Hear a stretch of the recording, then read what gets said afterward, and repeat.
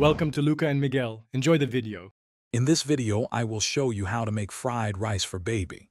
This easy method ensures a nutritious and delicious meal for your little one.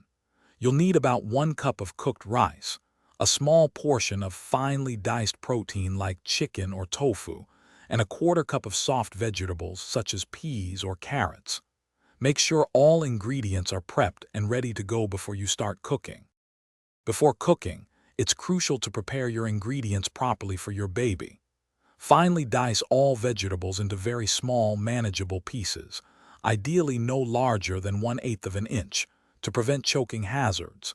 If using raw protein, cook it completely and then chop it into tiny, baby-safe pieces.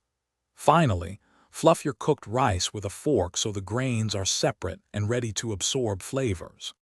Now let's cook.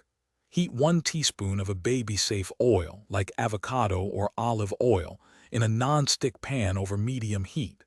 Add your cooked protein and finely diced vegetables, stirring for about 2 minutes until they are warm.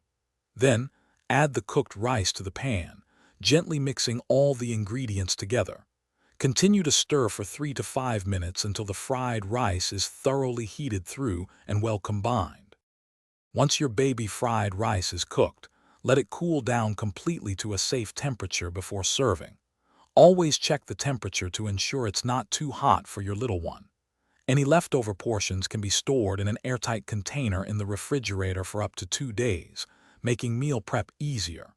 For more great deals and to find the link for the new Kindle Paperwhite, check the description below. Enjoy making this simple and healthy meal for your baby. Thanks for watching and please subscribe.